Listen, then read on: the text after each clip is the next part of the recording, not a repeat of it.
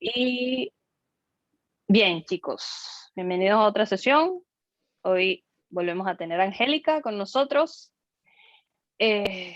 Angélica, cuando quieras, vamos, dispárales, pregúntales. Bueno, buenas tardes, ¿cómo están? Bueno, hoy vamos a continuar un poco para redondear el tema de relaciones y vamos a empezar con el modelo de seguridad de Salesforce, porque el modelo de seguridad de Salesforce es uno de los elementos más que a mí me gustan más de la plataforma y que es uno de los temas que considero que son que es necesario que todos entendamos sin importar el rol que desempeñemos dentro de la plataforma. Antes de comenzar, vamos a hacer un breve repaso de lo que estuvimos viendo en la clase pasada y me gustaría preguntarles si tienen alguna pregunta o alguna duda que les haya quedado.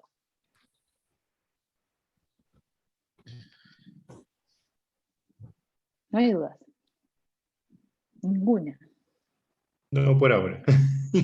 Bien, yo me había comprometido a mandarles información sobre relaciones y bases de datos. Estuve mirando y era muy complicado, muy bajo nivel lo que estuve encontrando, nada me convenció, entonces por eso no se los mandó y lo vamos a ver ahora. Entonces, si no tienen dudas, vamos a empezar con lo que nos había quedado pendiente, que eran las relaciones. Ustedes se acuerdan que la semana pasada estuvimos hablando de que una base de datos se parece mucho a un archivo de Excel o un spreadsheet de Google, donde el archivo sería la base de datos, cada una de las hojas que están dentro de ese archivo serían las tablas, las columnas son las filas, los campos, y las filas o rows son los registros que tenemos en esa base de datos. ¿Qué ocurre? A veces cuando nosotros estamos trabajando con objetos, que en Salesforce los objetos pueden ser estándar, es decir, que me los crea la plataforma y están presentes en todas las ediciones, o pueden ser customizados según yo tenga que crearlos para poder modelar la realidad o los requerimientos que me plantean. A veces, como estuvimos viendo la semana pasada, esos objetos se tienen que relacionar. Para relacionarlos, existen dos formas, es decir, siempre se reduce en crear un nuevo cast, un nuevo field, es decir, un field personalizado que puede ser de tipo lookup o de tipo master detail o principal detalle, que es la traducción al español. La diferencia que tenían, la principal diferencia que tiene el lookup respecto al master detail es que el master detail siempre va a ser un campo requerido. Cuando nosotros estamos hablando de relaciones en objetos, el registro, es decir, el récord donde yo populo el campo, ya sea un lookup o sea un master detail, ese se conoce como el registro hijo o el detalle o el child record. A veces se le conoce como detalle cuando la relación que conecta los objetos es master detail, porque es master detail, es decir, el padre y el hijo.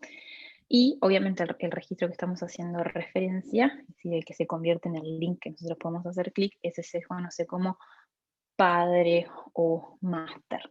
Repito, máster y detail son dos términos que se utilizan más que nada cuando nuevamente estamos trabajando con una relación de tipo máster detail.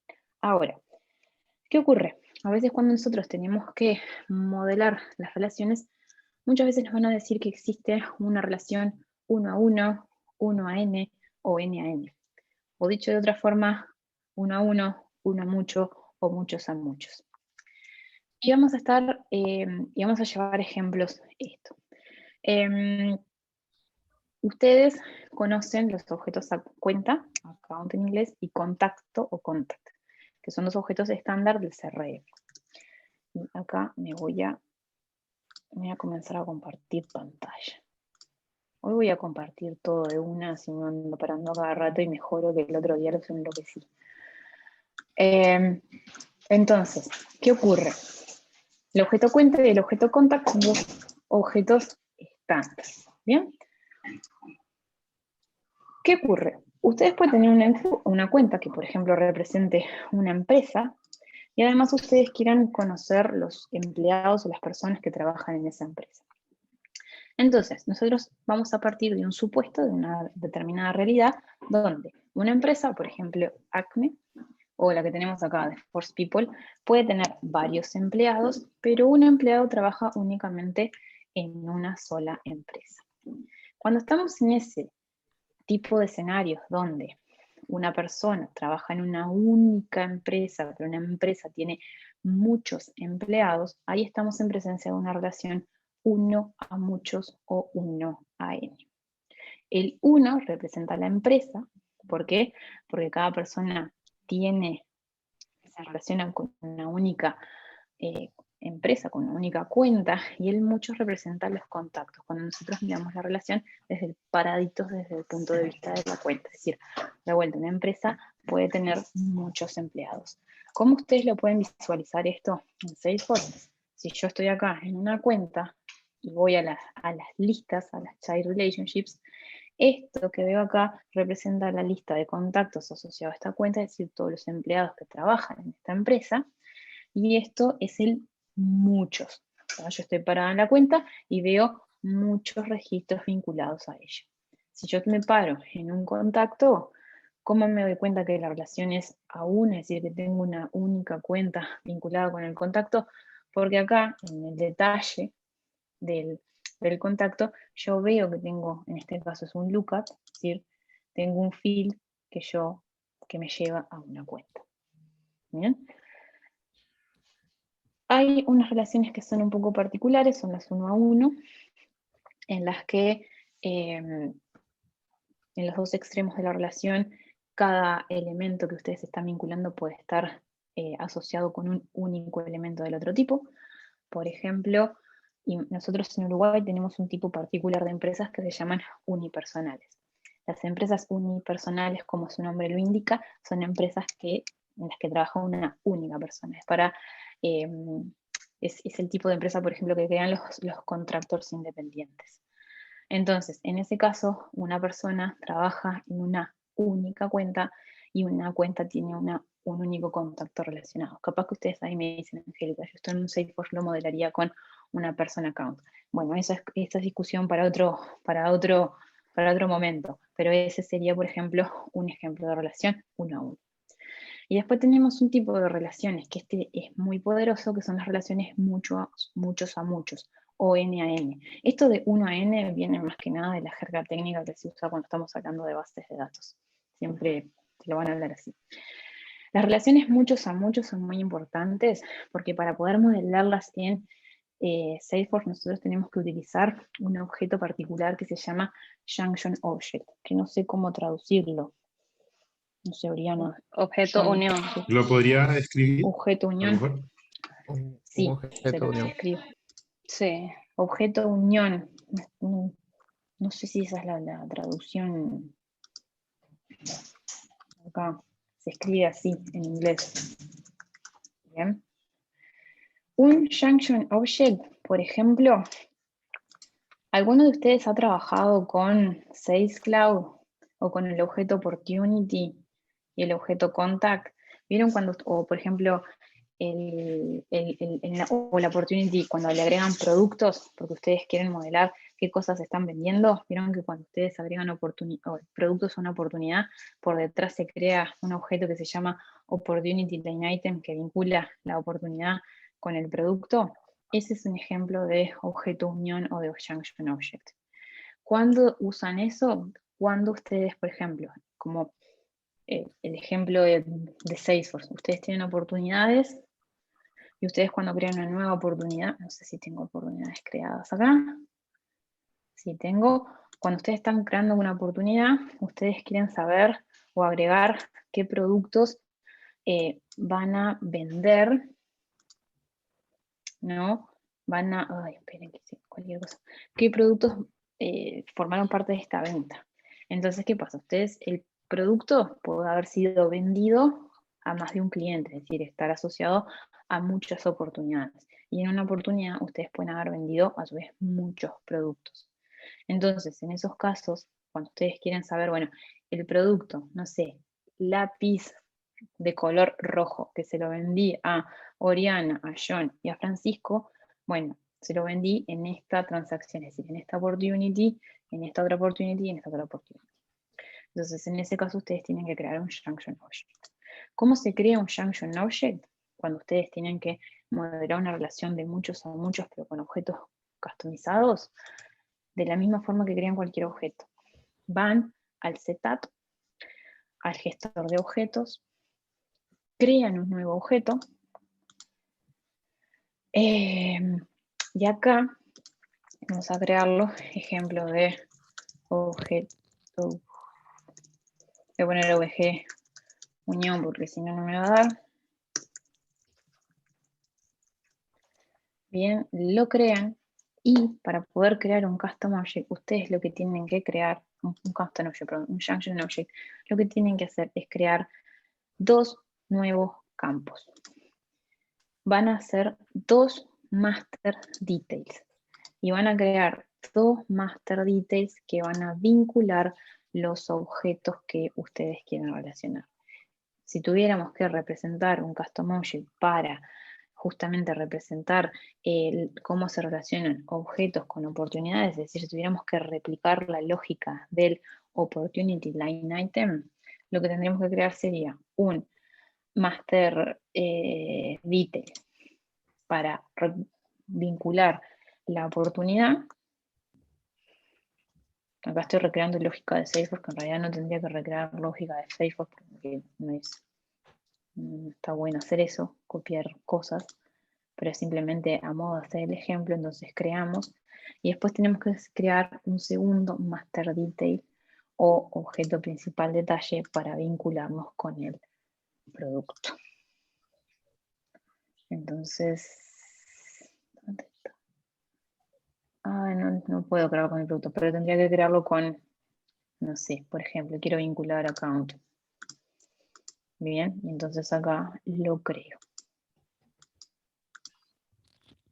Y de esta forma yo puedo ver relaciones cuando, de vuelta, una oportunidad se relaciona con muchos productos se relacionan con distintas oportunidades. Esto, ahí, bien, gracias por compartir esto que compartimos acá. Ay, perdón, lo vi 2 veces. Esto aquí es un link donde están todos los tipos de relaciones que se pueden representar en Salesforce. De vuelta, cosas que ustedes tienen que comprender, básicamente que en Salesforce hay 2 tipos de relaciones. Uno a muchos, que se representan creando lookups o trabajando con master details, y relaciones muchos a muchos que requieren crear un nuevo objeto que se llama objeto unión o junction object, que es lo que estamos viendo acá, y que para hacerlo ustedes creen el objeto, definen los 2 master details. Esto que hice acá de customizar las related lists es porque ustedes pueden decir, por ejemplo, acá que tenemos 2 lookups, una opportunity y otro account, en los layouts de los objetos correspondientes, si ustedes quieren agregar las listas relacionadas o no. Customizar reportes es un paso opcional, ustedes lo pueden crear o no, justamente para que ustedes puedan crear reportes, que es una herramienta para consultar datos que se guardaron en Salesforce. Bien. ¿Preguntas de esto? Ahí, Angélica, a lo mejor quizá iba un poco rápido para mí, yo me quedé un poco pensándolo todavía, si podías dar otro ejemplo tal vez de una relación de muchos a muchos. Sí, por ejemplo, si nosotros estamos trabajando con, dejo de compartir así los puedo ver. Piensen en una universidad, ¿no? Donde nosotros guardamos información de estudiantes. Obviamente los estudiantes tienen evaluaciones, ¿no? Tienen que hacer exámenes, pruebas, lo que fuere. Y los exámenes obviamente tienen una nota, ¿no? Es decir, un estudiante va a tener muchos exámenes, ¿no? Y va a tener muchas notas de esos exámenes, y cada nota individual pertenece a un único estudiante. Ese es otro ejemplo de una relación uno a muchos. Es decir, Angélica, estudiante de la carrera de licenciatura en sistemas, yo cursé muchos exámenes, todos esos son mis exámenes, y cada uno de esos exámenes que hice con una letra espantosa están asociados con un único estudiante, en este caso conmigo. Ese es un ejemplo de uno a muchos. No, yo perdón, te Sigo. preguntaba de muchos a muchos. De muchos a muchos, perdón. de- Bien. Ay, de muchos a muchos, déjenme pensar. Bueno, ya les di el ejemplo de la orden. Estoy pensando, pues se me vienen unos que son muy complicados. Bueno, el del estudiante. Vieron que hay estudiantes que cursan una carrera por vez, ¿no? Pero hay otros estudiantes que a veces cursan 2 carreras por vez, porque con una no es suficiente tortura. Entonces, si a ustedes les pasa eso, que al mismo tiempo, como una no alcanza para complicarle la cabeza, quieres que usar más de uno. Bueno, de vuelta, ustedes van a tener un objeto que guarda la información de las carreras que están disponibles y van a tener en otra tabla la información de los estudiantes que están inscriptos, es decir, de los estudiantes. Y después, si ustedes quieren saber qué cursa cada estudiante, y partiendo de la base que un estudiante puede cursar múltiples carreras, ustedes tienen que tener algo intermedio, ¿no? Que les permita guardar el nombre de la carrera y el nombre del estudiante para saber. De vuelta, Sandra está cursando la carrera de pedagogía. Sandra está cursando la carrera de maestra de educación inicial, por ejemplo. Porque, ¿qué ocurre? Yo no sé cuántas carreras puede cursar un estudiante. Quizás pueda cursar una, como puede cursar 2, como puede cursar 3, como puede cursar 5 o más. Entonces, ustedes podrían pensar, Angélica, pero yo quizás podría crear distintos lookups o masterdites para decir cuál es la carrera que Angélica está cursando, la carrera 1, la carrera 2, la carrera 3, la carrera 4. Pero como yo no tengo un límite en el número de carreras que una persona puede estar cursando, podría tener que crear quizás 15 o 20 lookups para poder guardar en el objeto estudiante todas las carreras que esa persona está cursando. Entonces, crear 15 lookups para guardar, no sé, por si las dudas, no es bueno, no es una buena práctica. Por eso la necesidad de tener un objeto intermedio. Bien. Por ejemplo, sigo con los estudiantes. Certificaciones de Salesforce. Certificaciones de Salesforce, ahora 39 certificaciones distintas. Trailblazers que toman certificaciones de Salesforce hay muchísimos, no sé cuántos, miles en el mundo. A veces cuando ustedes se inscriben para dar un examen, capaz que se inscriben de a uno por vez, es decir, me inscribo, salvo, me inscribo en el próximo, o quizás se inscriben en las 2 o 3 que quieren dar en todo el año. Bien. Para yo saber qué certificaciones quiere cursar cada Trailblazer, necesito un Junction Object, donde voy a anotar el nombre de la certificación y el nombre de la persona que lo va a cursar. ¿Se entiende? Yo podría aplanar, que es lo que se llama, esta información en un objeto. Podría. ¿Es una buena práctica? No. ¿Con qué me refiero a aplanar? Por ejemplo, yo tengo este ejemplo de objeto unión, donde vinculo cuenta con opportunity. Yo quizás podría, de vuelta, volviendo al ejemplo de las opportunities, es decir, si yo estoy tratando de... No se ve la pantalla. Ah, perdón. Si yo quisiera volver a registrar todos los productos que vendí en una oportunidad, quizás lo que podría hacer es de vuelta ir al objeto opportunity, acá, y crear lookups, ¿no? Para guardar o asociar los productos que vendí en esta oportunidad. Es decir, yo podría venir y creo acá, producto, ¿no? Se llama producto 1, ¿no? Sigo, lo creo, esto yo lo puedo hacer, sí. ¿Cuál es el problema que tengo? Cuando yo estoy haciendo una venta, voy a tener ventas donde yo vendo un solo producto o voy a tener ventas donde puedo vender todos los productos que el cliente me solicite. Entonces yo prácticamente, es decir, en la vida real, no puedo crear tantos lookups como tipos de producto me solicite mi cliente en una determinada venta.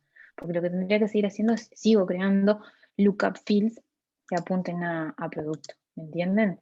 Creo acá otro a producto, donde está acá, este se va a llamar producto 2 y así voy. Pero recuerden que en Salesforce tengo primero un límite de la cantidad de custom fields que puedo agregar a un objeto, si no mal me equivoco creo que son 500. Y segundo, sería una forma muy fea de modelar esto. Entonces ahí es cuando yo tengo que utilizar la tabla de unión. Esa tabla de unión, ¿tú lo hiciste el ejemplo con 2 master detail o puedes tener más de 2? Los que tú No, quieras. siempre vas a tener 2, porque vos vas a conectar objeto de tipo A con objeto de tipo B. Vale. Bien, en el objeto en el caso de modelar la información de las ventas, es un producto con una oportunidad. Y son los identificadores del producto y de la oportunidad. De vuelta, si yo estoy acá y quiero agregar el producto, primero tengo que agregar el price up. Esto es porque es quisquillosidad de Salesforce, ¿no? Y después empiezo a agregar los productos. Vieron que acá tengo una lista y yo puedo agregar todos los que yo quiera. No sé cuántos. Va a depender. Eso es porque ya hay un junction option creado ahí, ¿no? Esto es porque en el objeto opportunity ya crea el Junction Object estándar. Yo estoy usando un ejemplo que ya existe, pero también ahora les muestro cómo se ve el que creamos. Bien, entonces yo aquí lo guardo. ¿Qué dijo el cabrón? Matías, ¿tienes una pregunta? No, no. Ven, acá yo tengo los productos que se agregaron. Y si yo entro acá, ven que me dicen tengo tengo la información de la opportunity y a su vez tengo la información del producto. Una cosa que no me acuerdo si les dije cuando estamos trabajando con Master Details. Con Master Details, una vez que ustedes crean el registro, el comportamiento por defecto es que una vez que ustedes crean un registro que tiene una Master Detail populada, esa Master Detail no se puede modificar. Eso es lo que se conoce como reparentar un Master Detail. ¿Hay formas de cambiar este comportamiento? Sí, ustedes cuando definen un campo de tipo Master Detail pueden, que acá lo tenía,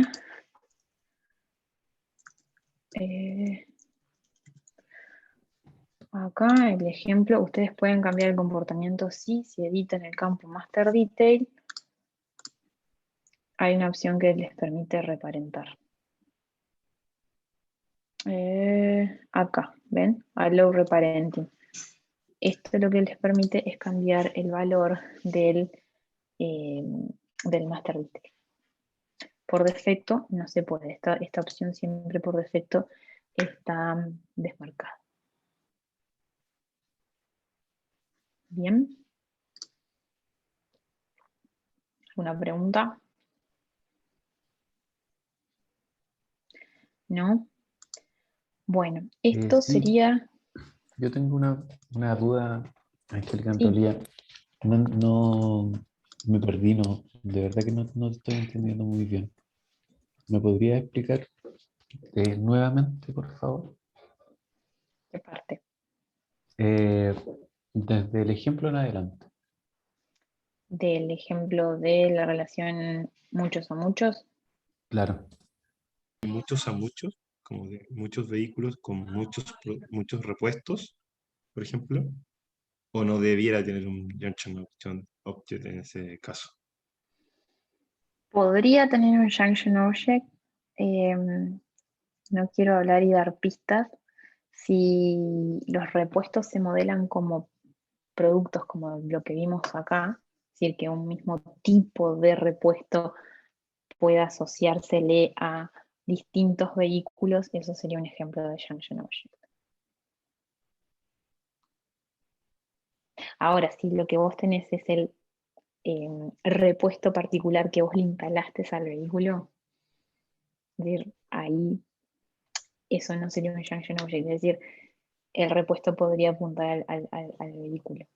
Es decir, si yo tengo 3 instancias de repuesto, el repuesto que tiene el identificador 1, el 2 y el 3, si yo los tengo así identificados, capaz que ahí puedo decir, este repuesto fue para este vehículo. Si yo lo que tengo es el tipo de repuesto, no sé, tornillo, ¿tá? Neumático. Y neumático, lo que fuere, bueno, yo sí puedo decir, a este vehículo se le cambiaron los neumáticos en tal fecha, por ejemplo. Eso sería un ejemplo de junction object.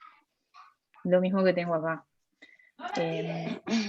Lo mismo que tengo acá, que, como se dice, los productos. ¿Ah? Este producto, bien, se le vendió a esta oportunidad. Este mismo producto se le puede vender a otra oportunidad. ¿Se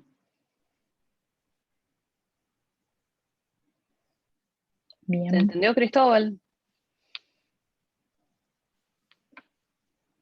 Sí, Cristóbal. gracias. Ya. ¿Más preguntas de esto? ¿No? Nosotros la clase pasada habíamos creado un objeto que, si no mal recuerdo, era estudiante, ¿no? Sí. Sí. Estudiante tenía Master Detail a carrera. Entonces, si yo vengo acá,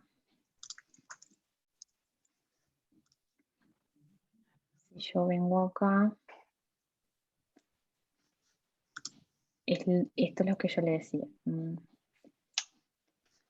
Yo tengo, ¿no? La carrera que, si yo la edito, ven acá que no la puedo cambiar. Esto no lo puedo cambiar porque el Master Detail en este objeto está configurado para que no pueda reparentarse. Es decir, que no se pueda cambiar este valor. ¿Ah? Bien. ¿Qué más? Esto ya lo vimos. Las características. Acá tengo, para redondear este tema,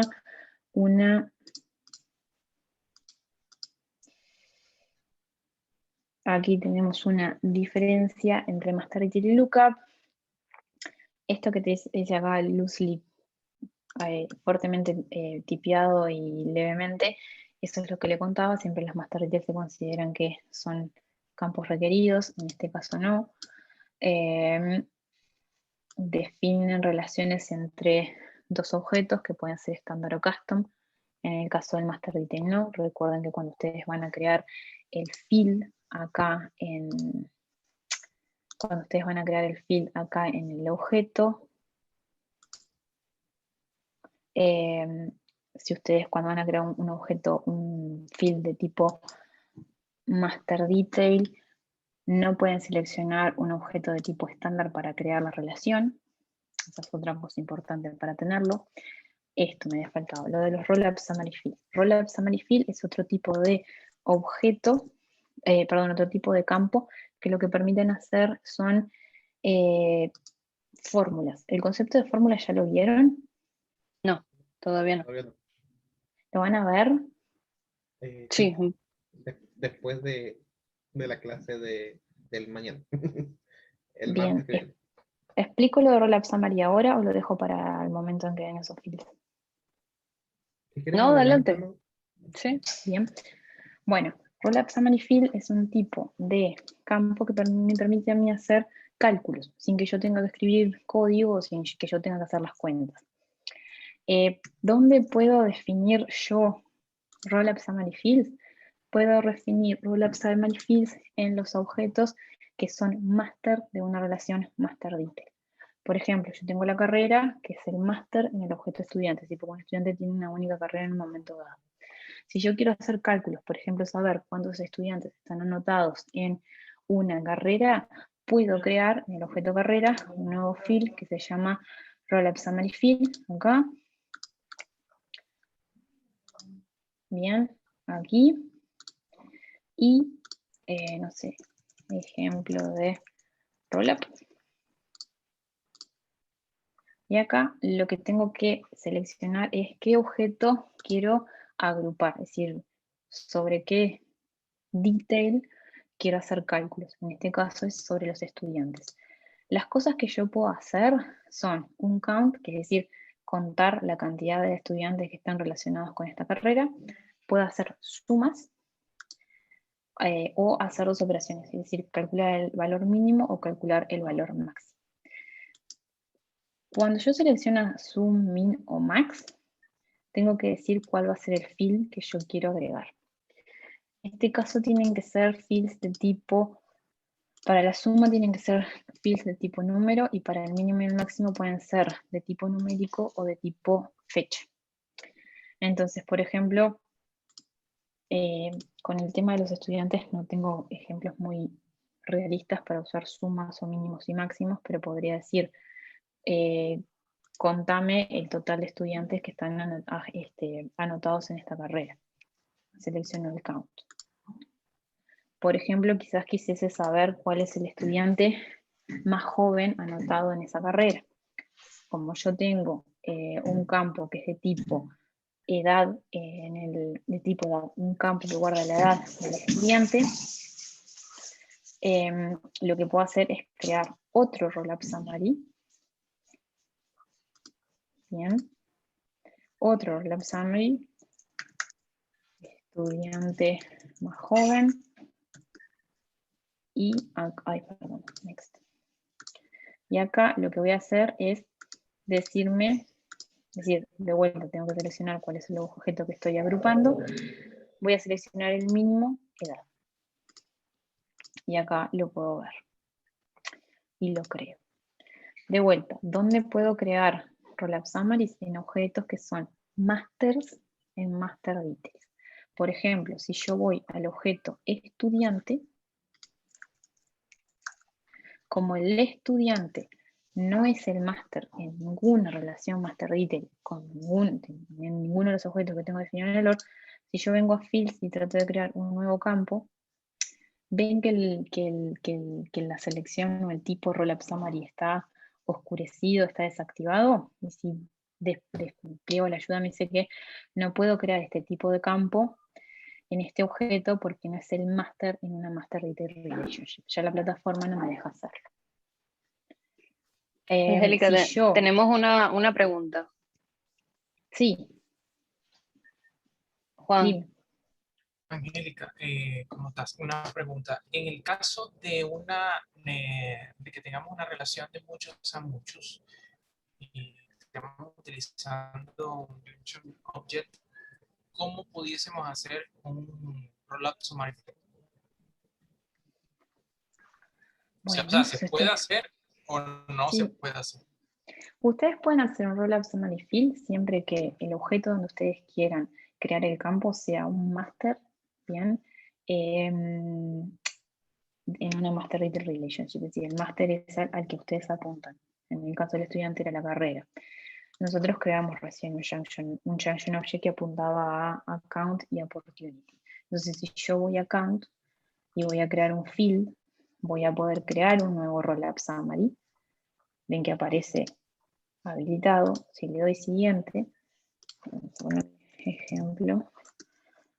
Acá. ¿Se quedó pegada la pantalla o solamente soy yo? No puede ser. Disculpe. No, yo tampoco la veía. Ahí. Ya, okay. Perdón, lo que ahí hice sí. fue bien al objeto account, que el account es el master en el junction object que creamos. Y acá me va a aparecer todos los objetos en el cual el account es el master. Por ejemplo, tenemos el ejemplo del objeto unión, ¿ok? Entonces, ¿ven? Acá lo puedo crear, y esto es un junction object. Siempre son las mismas operaciones, count, sum, mínimo y máximo. Bien, ven, acá esto es interesante. Como el el junction object que yo creé no tiene ningún field de tipo numérico, yo no puedo definir a este rollup summary como suma, porque no me deja agregar un field. ¿Por qué? Porque no tengo ningún field de tipo número creado en este junction. Sí puedo hacer mínimo y máximo, porque recuerden que el mínimo y máximo opera sobre campos de tipo número y sobre campos de tipo fecha. Fecha o fecha y hora. Pero ven, yo aquí puedo crear perfectamente un rollup summary en el objeto account. Yo de vuelta no puedo crear un rollup summary en el junction object en sí, pero sí puedo crear rollup summaries en cualquiera de los dos registros, objetos que estoy vinculando a través del objeto unión.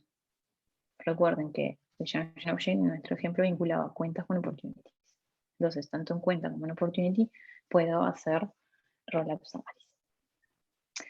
Una cosa interesante, yo puedo crear rollup summaries siempre y cuando mis objetos en cuestión estén vinculados a través del tipo master detail. Si yo tengo un lookup creado, no puedo crear rollup summaries. Bien. Esa es una cosa de las que a veces nos pasa. Tenemos dos objetos vinculados por lookup, nos piden, no sé, hacer un cálculo, contar la cantidad de, no sé, empleados que trabajan en una empresa y queremos hacer un rollup summary. Sorpresa, no podemos crear un rollup summary. ¿Por qué? Porque los dos objetos están vinculados a través de relaciones de tipo lookup. ¿Cómo hacemos en este caso? Y podemos usar un flow, quizás podamos usar un process builder o podemos usar un trigger para popularlo. ¿Se entendió eso, triggers, chicos? es decir, esa es una diferencia importante. No me quiero adentrar mucho en lo que es rollup summary porque entiendo que lo van a estar viendo más quizás la semana próxima y tenemos bastante que conversar de modelo de seguridad. Bien. Angélica pregunta, ¿dónde lo visualizábamos esta relación? ¿En el objeto? ¿Dónde podés crear el field? No, ¿dónde veo lo que acabas de hacer? O sea, recién, por ejemplo, hiciste lo de la suma y eso lo veo... Bien. Nosotros lo que vuelvo al objeto carrera, que es el que tenemos más completo, nosotros recién lo que hicimos fue crear un nuevo campo, que es de tipo rollup summary. Acá lo ven, ¿vieron? Este nuevo campo yo lo puedo agregar al layout de mi objeto. Entonces, al agregar al layout del objeto, yo lo voy a poder visualizar cuando yo vea cualquier carrera que tenga en acá, el estudiante más joven, que tenga en mi sistema. Entonces, si yo vengo aquí y busco mis carreras, y si Lightning se comporta y no me hace lo que me hizo la semana pasada, si yo vengo acá, si no me paso a Classic, no, Oh, ya está, no me peleo más. No peleo más. Hablaste muy rápido. escuchó, no Vengo debías haber acá dicho nada. a la carrera, acá me dice el estudiante más joven, acá no me muestra nada probablemente porque yo no haya puesto la edad. Y si no, no, claro. Si yo acá le pongo la edad, bien, y vuelvo a la carrera, acá me va a mostrar 25. Pero lo que vamos a hacer, desde la related list, vamos a crear un nuevo estudiante, que se llame José, y que la edad sea 19 años. José acaba de entrar. Bien, entonces acá, si yo vuelvo a la carrera, lo que tendría que haber pasado es que me recalcula el valor de la edad del estudiante más joven y pasó de 25 a ser 19. Esto que acaban de ver acá es maravilloso porque si yo hubiera tenido que hacer esto con código, me hubiese requerido crear un trigger, monitorear que se ejecute cada vez que agrego un estudiante, cada vez que modifico la edad de un estudiante. Si yo vengo acá y pongo 18 y guardo esto acá y vuelvo a la carrera, esto se va a reflejar. Si yo borro a esta persona, esto también se va a recalcular en lo que quedó 19, que es la edad de José. Todo esto me implicó 5 minutos de crear un field y no tuve que escribir código. Bien. ¿Sí? Bueno. ¿Preguntas de esto?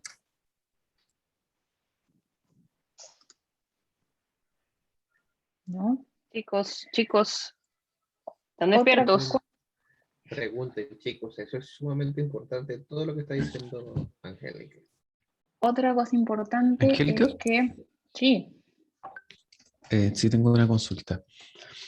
Al ver que todo está relacionado, las funciones o lo que yo haga dentro de esas relaciones implican todos los registros? Por ejemplo, si yo borro un registro hijo, ¿afecto también al padre o a los registros asociados del mismo? A modo de estos cálculos, sí. Es decir, si justo yo borré a Angélica, que era la estudiante más joven, al borrarlo, esto se recalcula. ¿Esa es tu pregunta? No, me refería a la descripción de relaciones de objeto de mucho a mucho. Si afectaba una acción dentro de un registro vinculado con otro. Si tú borras, no, un segundo, vamos a ir a la cuenta. Acá. Ya te contextualizo, que hoy día estuve leyendo un poco de descripción general de relaciones de objetos y salían los tipos de relaciones. Y dentro de las relaciones habían como notas importantes, pero ¿sabes qué? Te colocan ejemplos que de verdad yo no entiendo. No entendí para nada. Porque te vinculan Cristóbal, ¿sí? ¿tú te animas a compartirme ese registro? Perdón, ese link, así leo los ejemplos y capaz que te puedo contestar puntualmente o te puedo contestar mañana. Sí, te los comparto. Te los comparto. Para verlos bien. Acá, por ejemplo, estoy creando un nuevo objeto junction, ¿no? Que fue el ejemplo que les creé hoy, donde vinculo una opportunity con una cuenta. No tiene mucho sentido en la vida real. Yo creo que lo que tú te estás refiriendo es a qué pasa, por ejemplo, cuando tú borras esto. Si afecta a uno de los padres o no. Debe ser eso. Es Mira, decir, ustedes... lo voy a buscar ahora y te voy a compartir pantalla que está dentro de los links que enviaron. ¿Ya? Sí. Mientras Cristóbal hace eso, yo sigo repasando las diferencias. Recuerden que cuando ustedes están definiendo master details, el master, en el detail nunca puede estar un standard object. Es decir, un standard object, si ustedes van a un standard object no pueden definir un master detail ahí. No se puede. Y esas serían las diferencias. No, tengo más. Cuando ustedes están trabajando con un lookup, ustedes pueden tener un registro donde el campo lookup no esté populado. Recuerden que por defecto las lookup fields no son requeridos. Ustedes los pueden hacer requeridos, sí los pueden hacer requeridos, pero por defecto no lo son.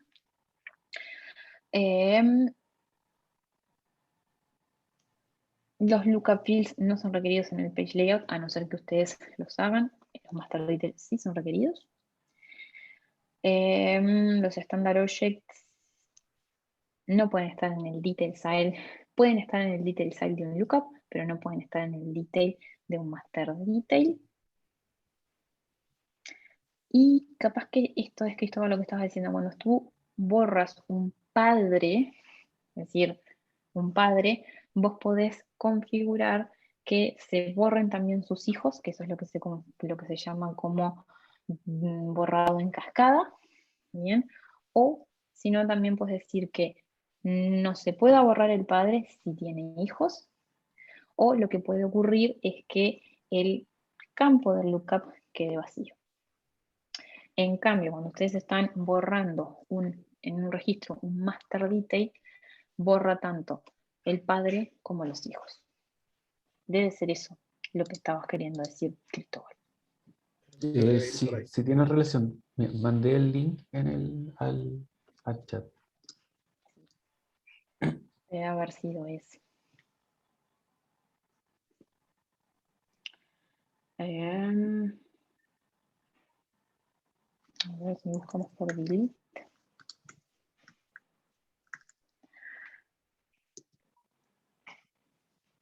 Sí, hay dos cosas. Una cosa es que ustedes borren el objeto en sí, bien, que es borrar la metadata, es decir, la definición del objeto, y después lo otro es borrar los registros. Bien, si ustedes borran un registro que es el padre de otros, y la relación entre ese registro padre y sus hijos es a través de un master detail, cuando ustedes borran el master también se borran los hijos. Eso es lo que se conoce como borrado en cascada. Es un comportamiento estándar. En cambio, cuando ustedes tienen una relación de lookup entre dos objetos, cuando ustedes borran el registro padre, los registros hijos quizás ahí tienen que definir qué comportamiento quieren que ocurra. ¿Se pueden borrar en cascada? Sí, se pueden borrar en cascada. Borran el padre, se borran los hijos. O lo que pueden hacer es no dejar que el registro padre se borre si tiene hijos asociados. Es decir, eso es lo que se llama prevenir el borrado del registro padre. Es decir, si ustedes, por ejemplo, tienen una empresa y la empresa tiene empleados asociados, ustedes quieren borrar la empresa, bueno, y seleccionan la opción prevenir el borrado, lo que va a ocurrir es que les va a saltar un error feo de la plataforma que le dicen, no se puede borrar este registro porque fallan validaciones. La validación es que esa empresa tiene registros. Y si no, lo que puede pasar es que cuando ustedes borran el registro padre, en la empresa, lo que hace es a los empleados les borra el lookup. Es decir, el valor del lookup del campo queda vacío. ¿Dónde configuran esto? Déjenme. ¿Dónde configuran esto? En el objeto en sí. Cuando ustedes vienen acá al field, buscan el lookup. ¿Dónde? Ay, no tengo el lookup a la barrera acá. Bueno, creamos un lookup.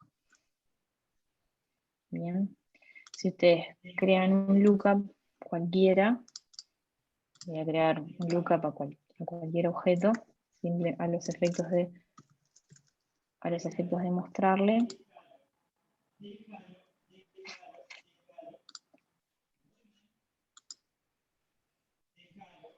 Bueno, si escuchan a alguien diciendo déjalo porque están enseñando a un perro a que le trata de robar algo.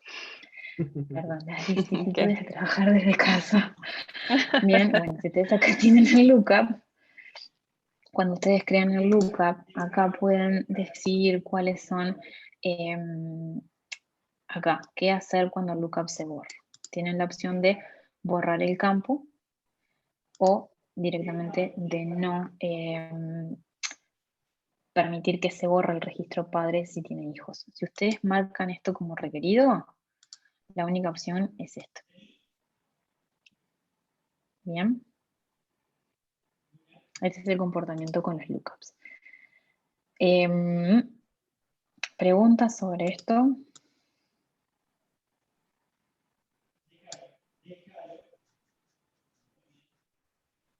¿No? Chicos, Esto todo No. parece muy abstracto. Sí, Pero como que falta aplicarlo en un ejemplo como para bajarlo. bien. Uy, perdón. Vamos a hacer una cosa. Vieron que nosotros de vuelta tenemos el objeto carrera, ¿no? En el objeto carrera, nosotros teníamos para cada carrera la lista de los estudiantes. Recuerden que la forma en que habíamos conectado objeto con carrera con estudiante era a través de un master detail.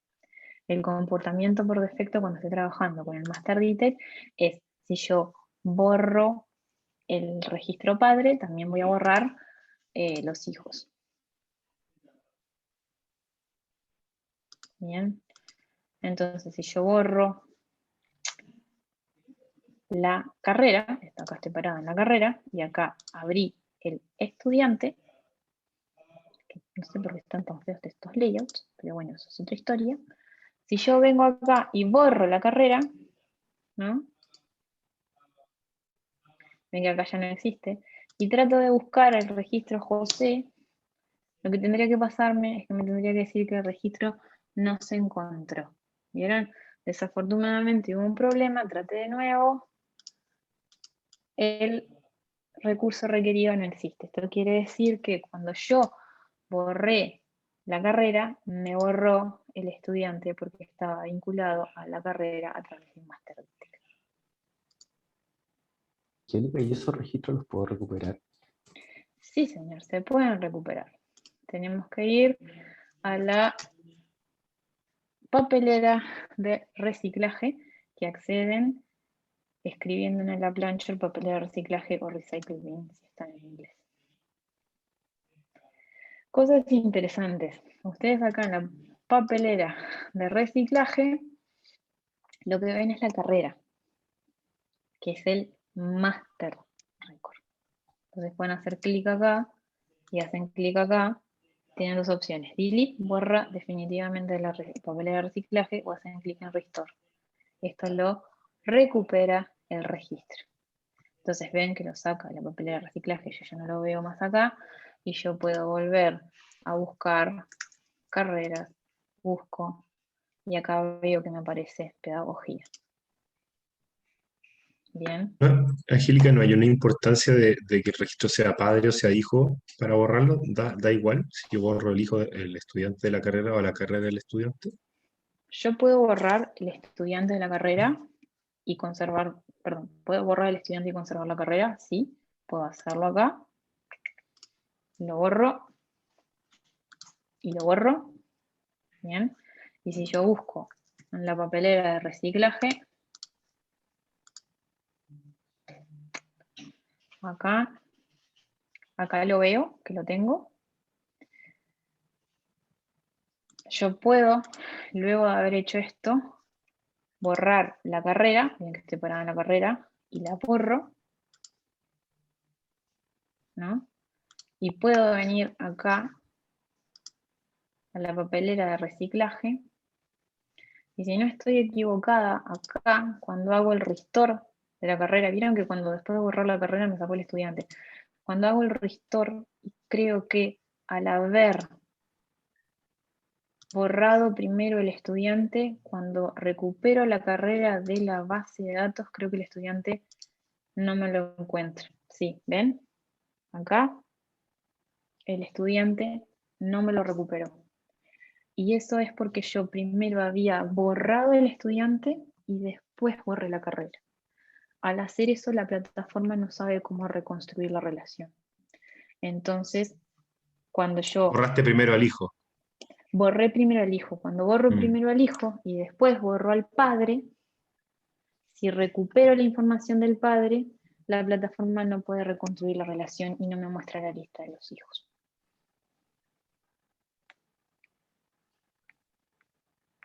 Tu problema de detalle se resuelve en información de la compañía y cambiando la configuración regional, en este caso. Sí, es verdad. Pero el default es este, que es medio...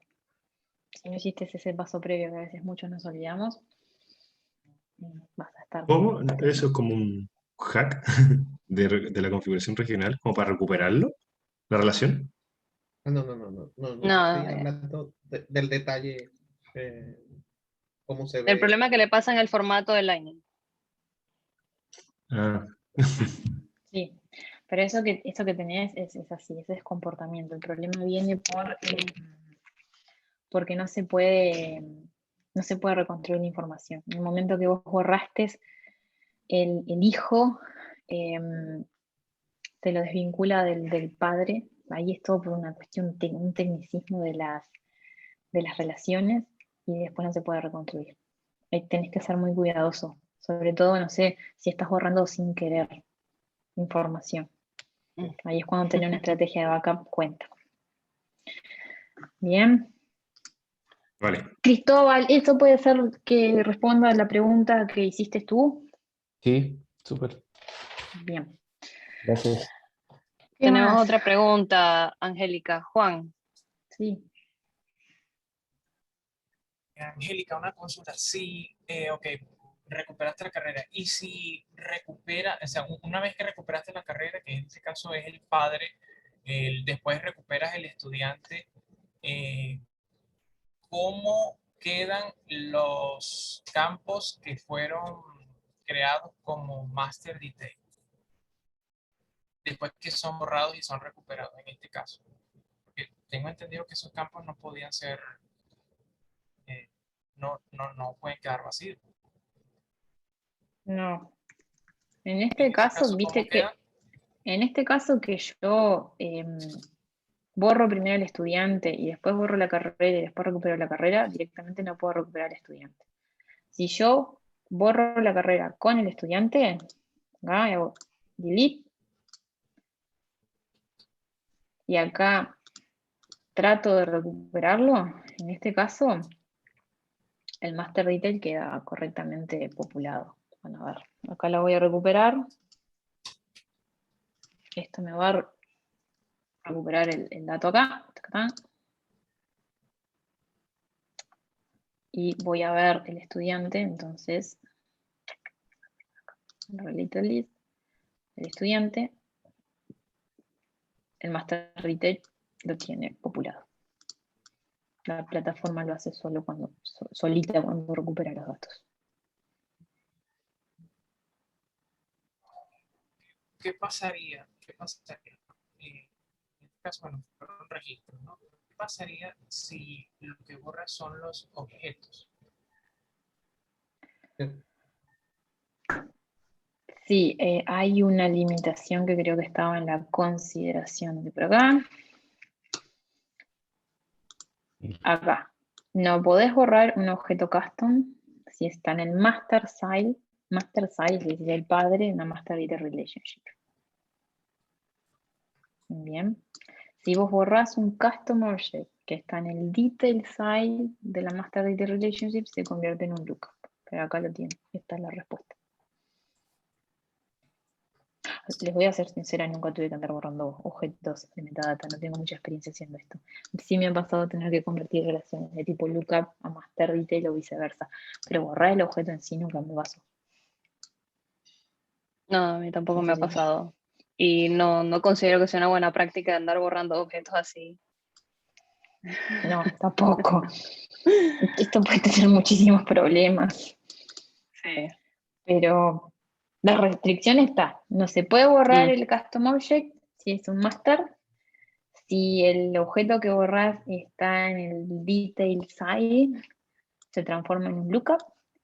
¿Y por qué la restricción está de vuelta sobre los custom objects? Porque recuerden, un standard object no puede estar en el detail de un master detail relationship. Y no dice nada sobre lookup. Así que se ve que sobre lookup puedes borrarlo y te desaparecerá la relación. ¿Más preguntas sobre esto? Les dejo como ejercicio que se creen un custom object de tipo lookup y jueguen con las opciones para hacer lo requerido o prevenir el borrar. Eso lo pueden hacer si tienen tiempo mañana antes de la clase, cualquier cosa lo vemos, porque si no nos va a llevar mucho tiempo y tenemos que hablar del modelo de seguridad que es bastante largo. ¿Más preguntas sobre esto? ¿Hay algún reto como para practicar, Angélica? Debe de haber uno que se llama relaciones. Lo Ok. buscamos ahora si las pasamos. Ok, Creo que gracias. son modelado de relaciones en Salesforce. Lo busco y se los paso. Gracias. Bien, hay un último detalle sobre los master details que involucra el objeto, el campo de tipo owner, que les pido por favor me hagan acuerdo, probablemente mañana, de conversar sobre eso. Porque para conversar sobre eso tienen que conocer sobre el modelo de seguridad. Y si no me tengo que saltar como muchos capítulos y va a quedar muy desordenado y no me van a entender. Así que alguien por favor mañana me hace acuerdo de hablar del owner y del master detail, que es algo muy importante. Yo te recuerdo, no tengo problema. Gracias. Bueno, ¿más preguntas sobre esto? ¿No? Bueno, ahora vamos a estar hablando del modelo de seguridad de Salesforce. El modelo de seguridad de Salesforce es una de las cosas más importantes uno de los conceptos más importantes que ustedes tienen que conocer a la hora de trabajar en Salesforce. Bueno, vamos a empezar a hablar. Cuando estamos hablando de, permítanme compartir, cuando estamos hablando del modelo de seguridad, hay 4 elementos fundamentales. Una es el acceso a los datos, es decir, el acceso al lore, después la seguridad a nivel del objeto, la seguridad a nivel de cada campo que existe en un objeto y la seguridad o el acceso a nivel de registros. Bien, vamos a empezar hablando del acceso al lore. ¿Qué herramientas tenemos en Salesforce para controlar quién accede a nuestra organización?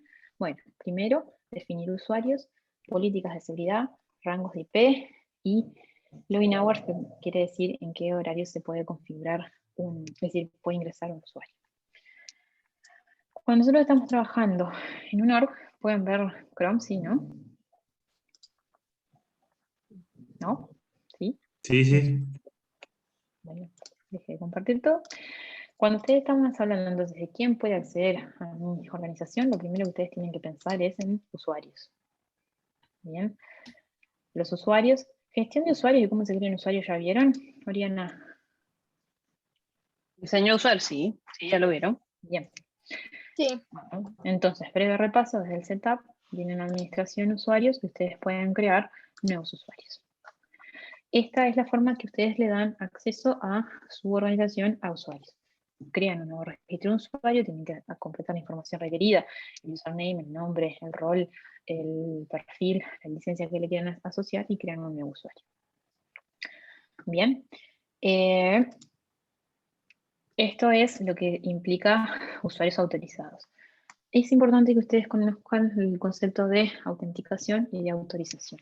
Una cosa es autenticarse. Autenticarse es verificar que la persona dice ser quien dice que es decir, ustedes tienen un usuario y una contraseña, bueno, verificarse que usuario y contraseña coincidan, entonces de tal forma, bueno, yo digo, yo soy Angélica Bufa, si efectivamente vos ingresaste ese username y la contraseña que corresponde a Angélica Bufa, vos sos quien decís ser. Y después tenés autorización, que autorización lo que busca es verificar que la persona realmente tenga permiso para hacer las acciones que intenta hacer.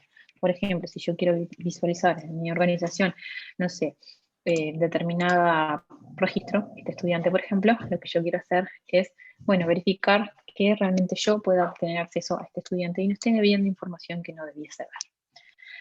Entonces, password policies, ustedes pueden configurar en el setup.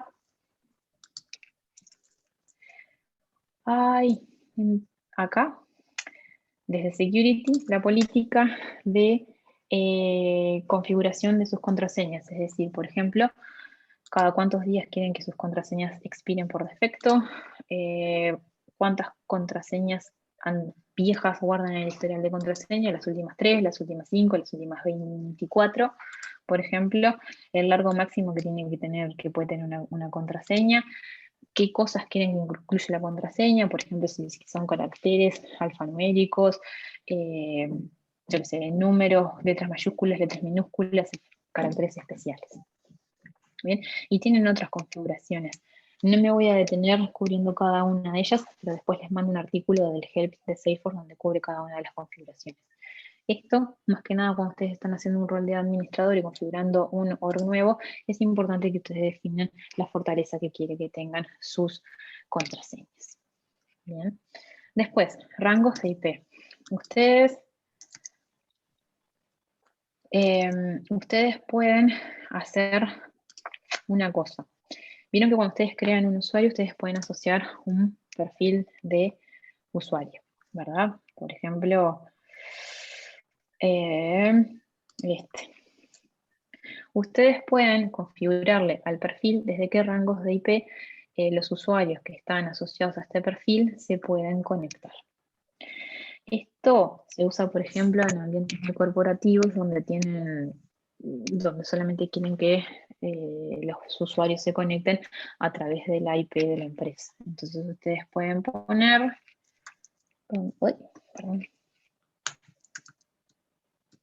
IP ranges, acá login IP ranges, ustedes pueden venir y decir, bueno, yo quiero que los usuarios se, no sé, loguen desde esta cuenta hasta esta otra y definen un rango de IP.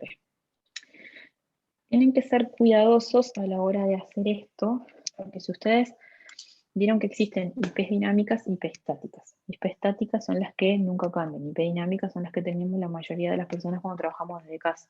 Las IP se renuevan cada 12 horas.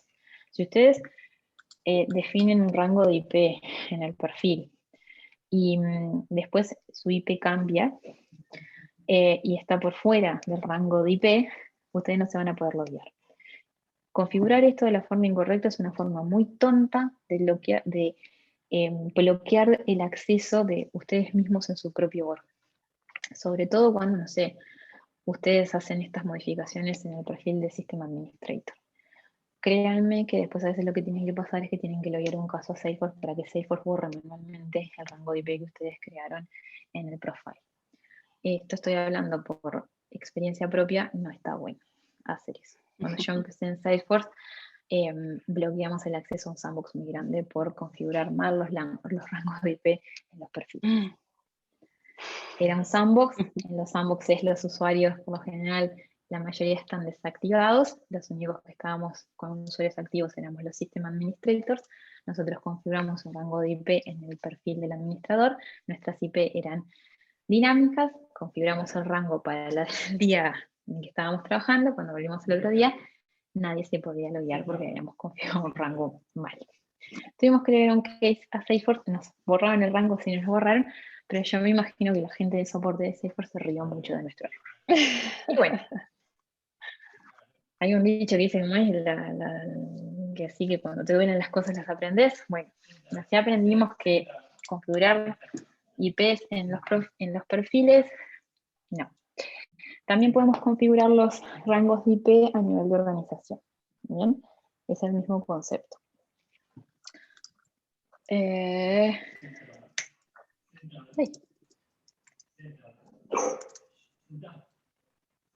Acá. Acabo de entrar en un loop, no me acuerdo cómo definir el rango de IP a nivel del setup. Oriana, ¿vos te acordás?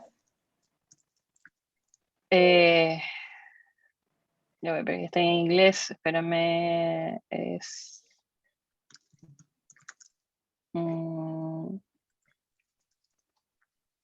Era algo con network, ¿no? Network, gracias. Gracias. Muy bien. Que me venía, era Gracias. wireless, me venía a la mente. ¿Cómo Network olvidarlo? Access. Muchísimas gracias. Ven que todos nos pasa que a veces tenemos momentos en que nos olvidamos las cosas. Network Access, So. el setup, ustedes pueden hacer lo mismo, definen el rango de IP desde el cual ustedes quieren permitir que los usuarios se loguen.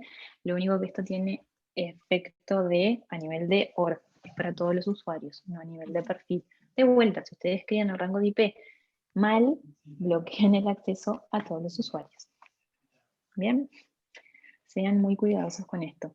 Si están preparando certificaciones de examen, sepan bien la diferencia entre Network Access a nivel del org y rangos de IP a nivel del perfil, porque esas son preguntas a veces de certificación.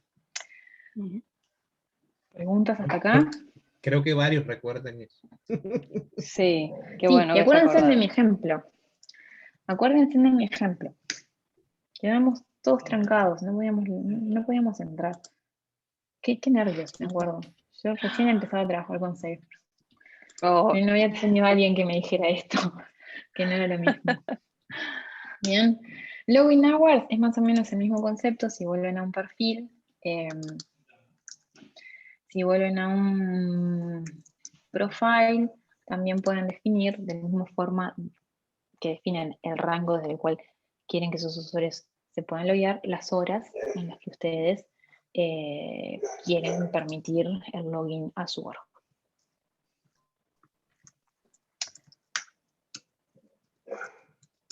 Y por algún lado tiene que estar esto acá, login hours. ¿Bien? Acá. Recuerden con las login hours que es, ustedes definen el rango desde el cual ustedes quieren permitir el acceso. Yo quiero que el lunes puedan loguearse desde las 12 hasta las 4. Ay, qué horario espantoso. En la madrugada, como de noche. Bien. Siempre es permitir, no excluir. Yo permito que se me logueen desde las 12 hasta las 5 de la mañana o que se me logueen, no sé, del rango 1.1.1.0.0.0 hasta el 1.255.255.255.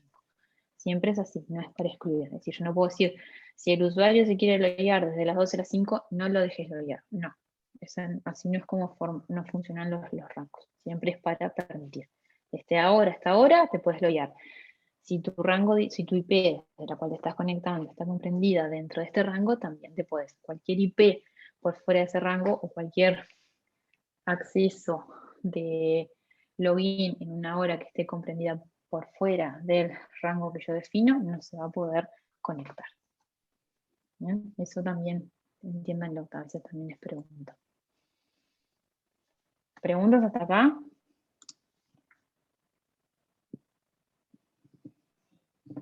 ¿No? ¿Está claro esto? Yo tengo una duda. O sea, Dime, María. sí, ¿qué tan frecuente se puede hacer como impedir ciertos horarios? Porque, no sé, a veces que uno, a ver, ¿cómo decirlo? Poniendo un caso, si yo establezco de las 8 a las 6 de la tarde, que sería como un horario de trabajo, pero alguien necesita ingresar a las 6:30 por X situación. Entonces, ¿qué tan frecuente es que yo establezca Es una excelente tipo de pregunta. Este tipo de configuración, yo no sé, Oriana, John, si ustedes lo han visto en muchos clientes. En mi experiencia, esto no se usa, por justamente se lo que vos usa. estabas diciendo.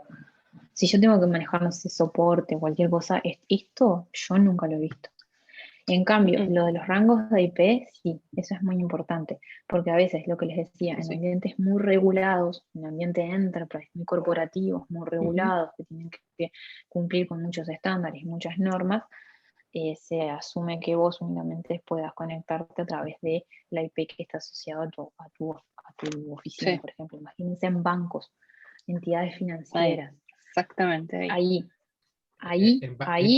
En banco lo se ha implementado, pero la vez que se implementó se sacó porque justamente se quedaba un poquito más y no lo dejaba guardar el registro. Así que bueno, toda la configuración se sacó.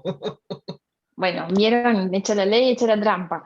Pero sí, en el único lugar donde yo he tenido que implementar esto es para ambientes muy, muy regulados. ¿Saben en qué otro momento también? Cuando estamos trabajando con integraciones.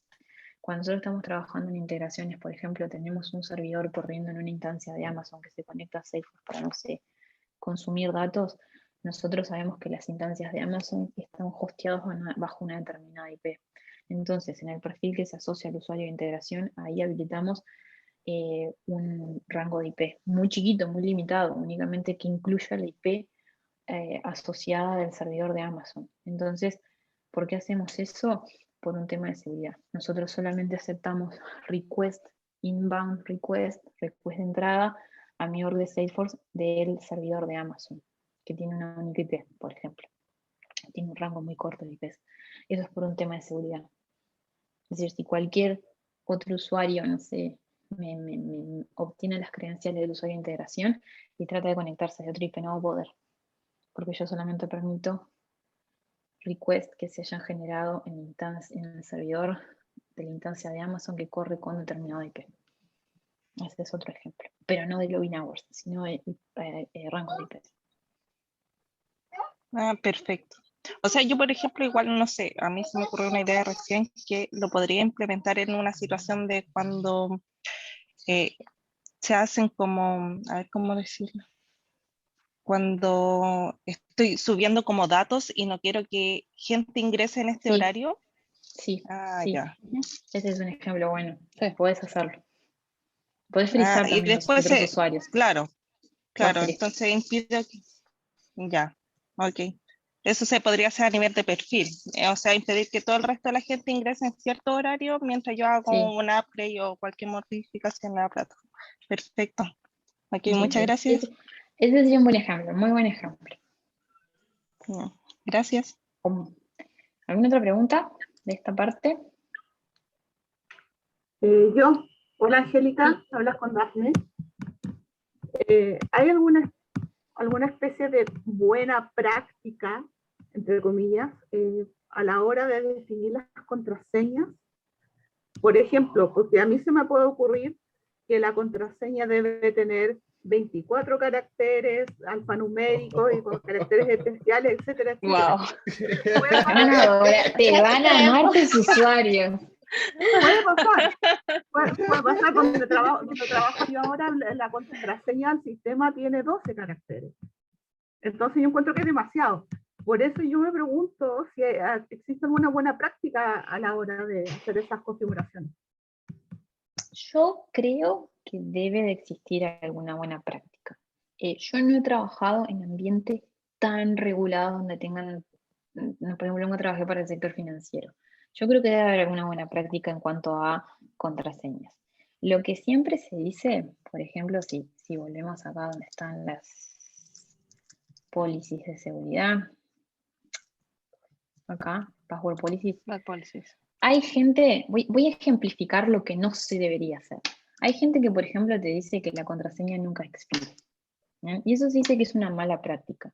Por más que a los usuarios no nos gusta cuando nos cae el mensaje de usted tiene que cambiar su password, está bueno que lo fuercen a cambiar. Y yo creo que 30 días es una buena práctica. ¿Por qué? Porque muchas veces los usuarios tienden a usar la misma contraseña para todo. Entonces es una brecha de seguridad que hagan eso. Y que la contraseña nunca expire es todo un problema. Entonces, esto de la opción de que nunca expire, esto sería una mala política. Esto de, por ejemplo, no recordar el histórico de contraseñas anteriores, y también, porque ¿qué pasa? Si yo te digo que me cambies la contraseña cada 30 días, yo no te guardo el histórico de contraseñas, vos me podés volver a ingresar la misma contraseña una vez, 2 veces, 3 veces, todas las veces que quieras, y al final te estoy obligando a cambiar tu contraseña cada 30 días y no estás guardando la misma. Entonces tampoco.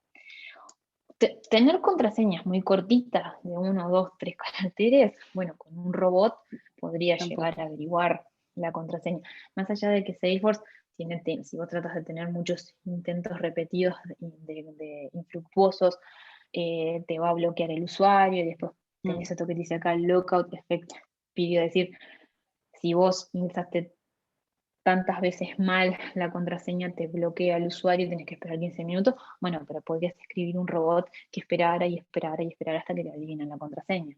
Yo qué sé, de 8 a 50, si querés que tus usuarios te odien, pones 50, me parece demasiado excesivo. Sí, porque obvio que me dan Navidad. Esto acá, yo qué sé, sí, a veces de vuelta, capaz que dependiendo de cuán regulado sea tu ambiente, tenés que tener esto. Que el password question requirement no tenga la password, eso está bueno, porque hay mucho usuario incauto que pone la contraseña y bueno, es una brecha de seguridad. Lo de los logins a temps inválidos, de vuelta, poner no limit, es decir, que no tenga límite, es una brecha de seguridad, porque ahí sí es más fácil para un bot, y si vos pones una contraseña muy cortita, es muy fácil para un bot ir probando hasta que te sacan la contraseña. Entonces, esto sería una mala práctica. Es decir, cada una de estas opciones pueden convertirse en una mala práctica, y más si las empiezan a combinar. Es decir, pueden terminar teniendo que contraseñas que sean tan tontas o fáciles de adivinar que usar contraseñas casi no tenga sentido, como que tenés todo expuesto. Esto de el lockout period, es decir, a veces, no sé si les ha pasado, pero ustedes ingresan acá, la cantidad máxima de logins incorrectos por lo general es 3. Yo siempre he visto 3. Entonces, ¿qué pasa? Si ustedes ingresan 3 veces más su contraseña, a la 4ª vez van a tener que esperar 15, 30, 60 minutos antes de volver a intentar, o nunca más van a volver a intentar, y van a tener que pedirle a un administrador que les resete la contraseña. Si ustedes seleccionan esta opción, capaz que en un ambiente muy regulado, está todo bien, pero ustedes piensen que es muy común que los usuarios se olviden de la contraseña y que empiecen a probar múltiples veces.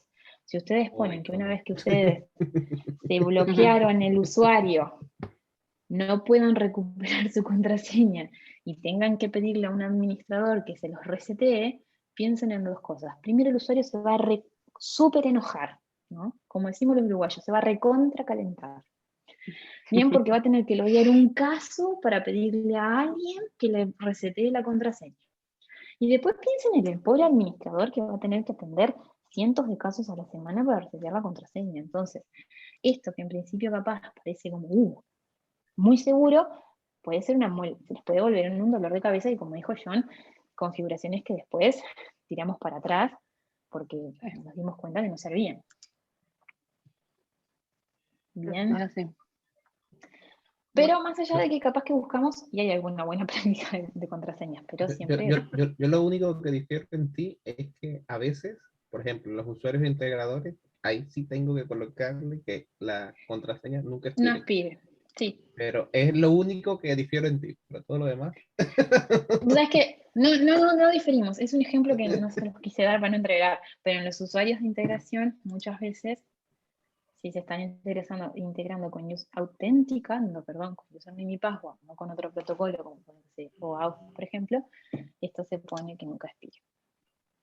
Para el resto de los mortales, pónganle que expire. Y yo le diría que se manejen con los 3 primeros. 180 días ya me parece mucho y un año demasiado. La vida de un humano, con la velocidad con la que pasan las cosas, no lo pondría. ¿Más Muchas preguntas? gracias. Por favor. ¿Más preguntas? ¿No? Alguien colocó aquí algo en el chat. A ver, ¿qué es? Un link, Raimundo. ¿Cuánto tiempo tardó un hacker en craquear tu password? No, sí, de eso hay mucho. Y después Sí. de las contraseñas más comunes, entonces nos empezamos a poner nerviosos. Bueno, esto es el acceso al OR. Primer nivel de seguridad en Salesforce. Ahora vamos a estar hablando de 3 niveles más de seguridad. El primero de ellos, acceso a datos. Bien.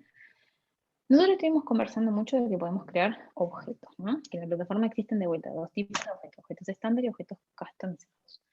¿Y qué pasa? Nosotros a veces tenemos, ¿no? Que según distintos requerimientos que nos brindan, vamos a tener distintos tipos de usuarios y esos usuarios pueden tener necesidades específicas a la hora de qué información pueden llegar a visualizar. Entonces, para poder decidir qué cosas puede hacer cada tipo de usuario respecto a los datos, y por esto entiéndase si los pueden ver, si los pueden editar, si pueden crear registros, incluso si los pueden borrar, es que vamos a valernos de lo que es todas las herramientas que tenemos para configurar la seguridad a nivel de objeto. ¿Bien? Y acá vamos a estar hablando un montón de lo que es CRED o CRUD, que viene del inglés create, read, edit o update y delete, donde ustedes configuran a mí me gusta decir CRUD, no CRED como está ahí, en los perfiles de usuario o profiles o en los permission sets. La pregunta del millón, ¿ya saben lo que es un profile o un permission set? Conjunto de permisos. Muy bien.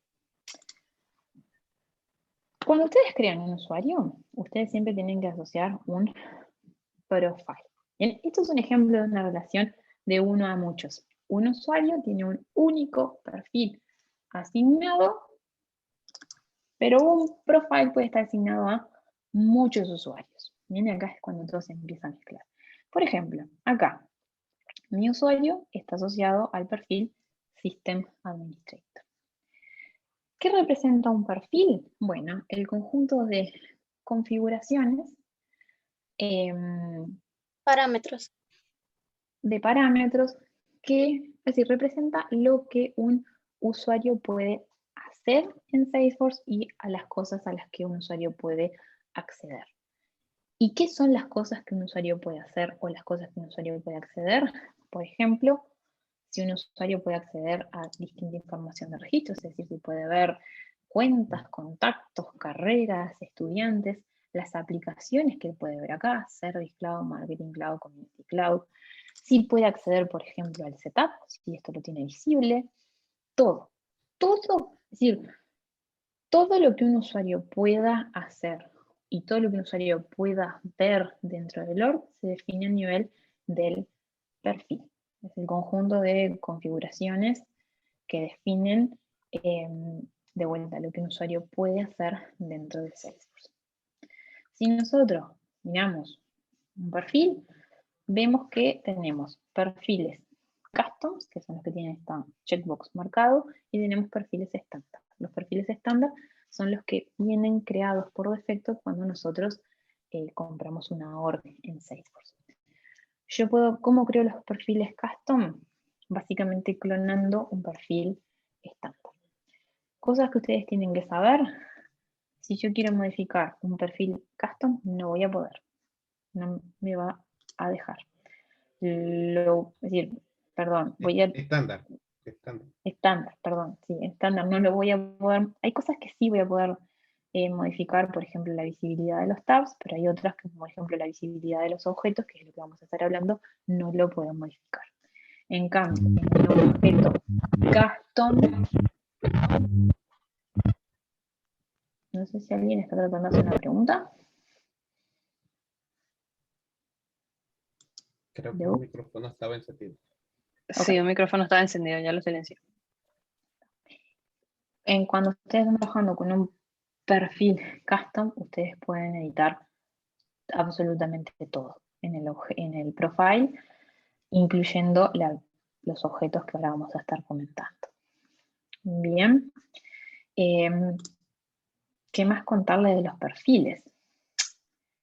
A ver, déjenme pensar un poco.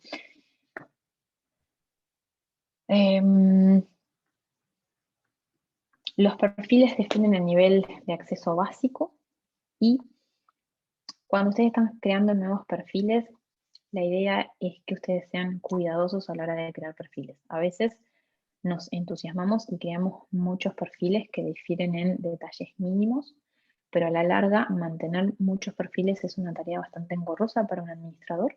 Imagínense que cuando ustedes editan un perfil tienen un montón de cosas. Si ustedes empiezan a tener perfiles que son muy parecidos y difieren en un detallecito, yo que sé, por ejemplo, que no tenga visibles ciertas aplicaciones o no tenga acceso a un objeto en particular y el otro sí, eso hace que diferenciar los perfiles y asociar o identificar qué perfil se tiene que asociar con cada tipo de usuario sea muy engorroso. Entonces sean cuidadosos a la hora de definir perfiles. También los perfiles están asociados a licencias de usuario. Ustedes saben que cuando ustedes van a crear usuarios también tienen que identificar qué licencia de usuario le van a asignar.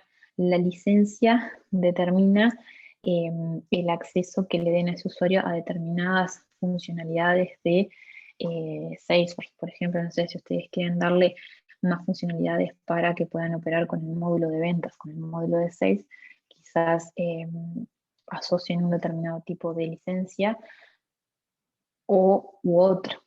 Bien, pero no quiero hablar mucho de las licencias ahora porque eso es tema para su propia clase. ¿Cómo pueden ustedes extender los permisos que conceden a través de un profile con un permission set? Bien, el permission set, ¿cuál es la relación con un usuario? Un usuario puede tener muchos permission set asociados en un momento dado y un permission set puede estar asociado a muchos usuarios. ¿Cuál es la diferencia principal con el profile? Recuerden, un usuario tiene un único profile asociado. Entonces, por ejemplo, si ustedes vienen acá a un usuario y ven el detail, ven que acá ustedes tienen el profile. Esto sería, no sé, un lookup, supónganse, en realidad es obligatorio, pero eso es más tarde. Acá tienen el profile, ¿bien? El link. Si ustedes quieren ver los permission set que tienen asignados, tienen una lista. Acá. ¿Cómo asocio yo un usuario con un permission set? Perdón, me adelanté y no les conté.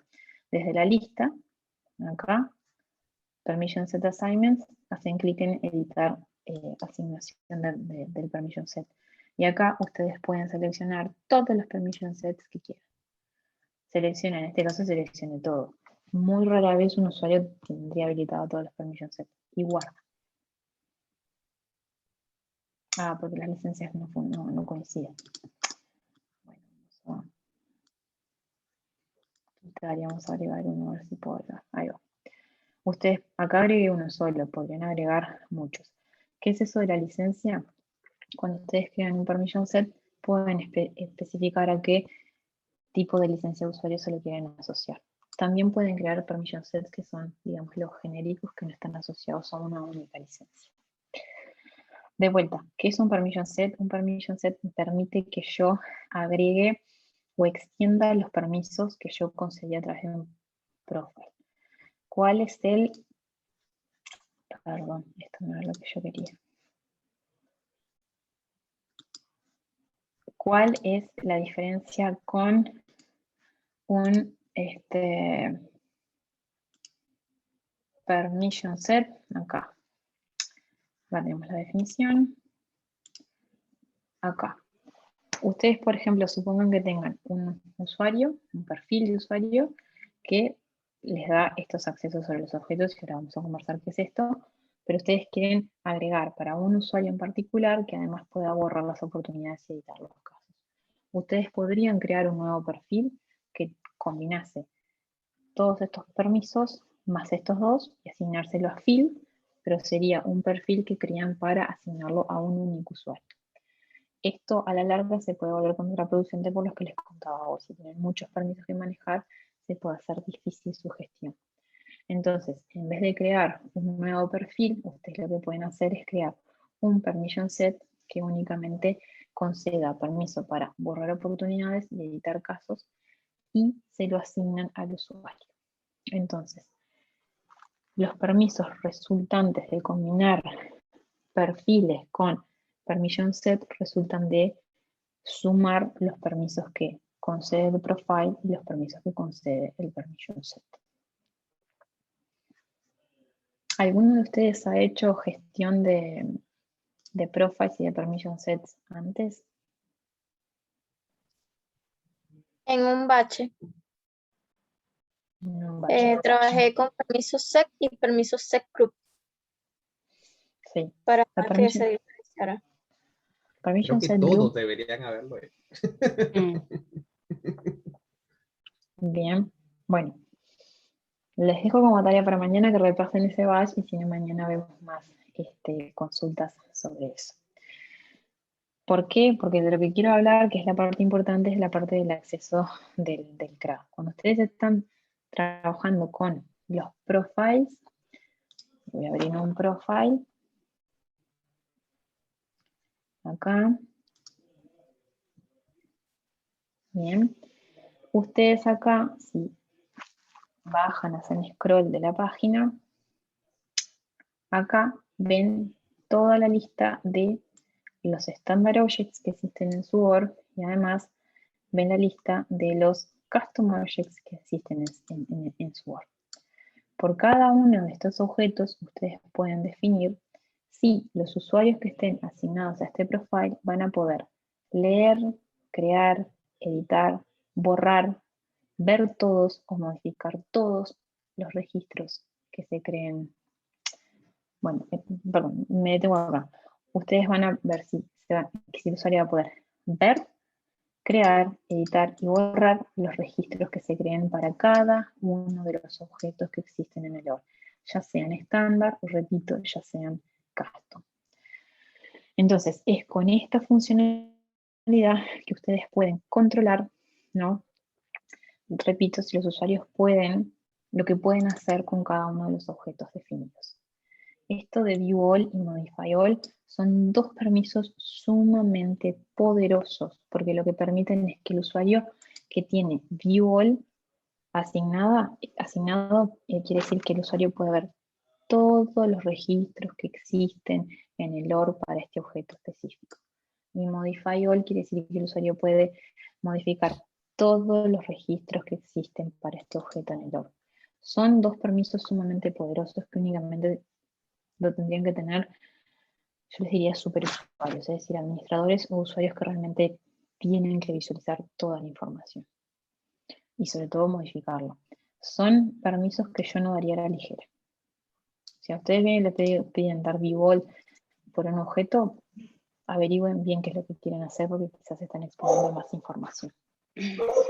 Entonces, ¿cómo configuran esto? Bueno, editan el perfil, es un poco tedioso, editan el perfil, van a la lista de objetos y acá empiezan a básicamente chequear lo que sea que necesiten. ¿Bien? Hay permisos que están implícitos. ¿A qué me quiero referir con esto? Si ustedes quieren dar permiso de edición, el usuario va también a tener que tener permiso de lectura.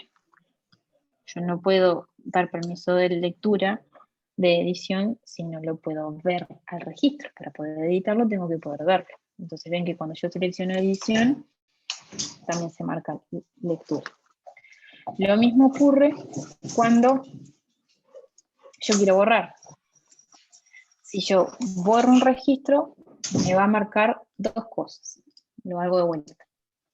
Edición y lectura. Es decir, yo no puedo borrar un registro si yo no lo puedo leer. Y si ustedes se preguntan, ¿por qué necesito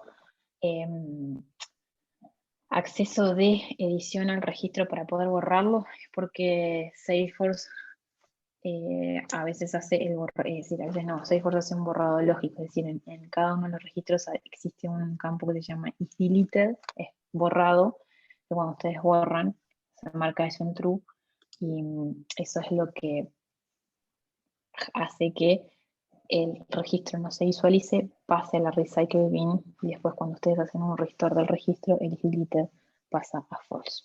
Bien, por eso tienen que tener el edit para poder borrar. Si yo quiero ver view all requiere solamente permiso de lectura sobre el registro. Modify all requiere todos estos permisos, borrar, editar, porque modificar todo no solamente implica modificar, sino que también implica que ustedes también puedan borrar. Entonces ustedes cuando quieren configurar un perfil, por cada uno de los objetos definen qué cosas pueden hacer. ¿Bien? Pueden haber objetos que no estén habilitados. ¿Qué quiere decir que no estén habilitados o que yo no marque ninguna opción de acá?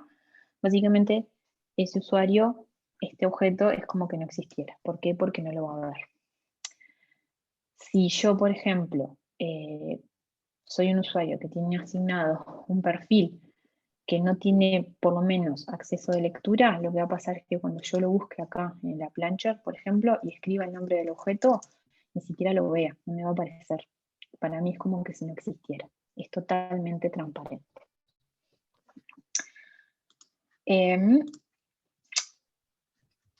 Eso sobre el acceso del CRUD. Bien, ¿preguntas de esto?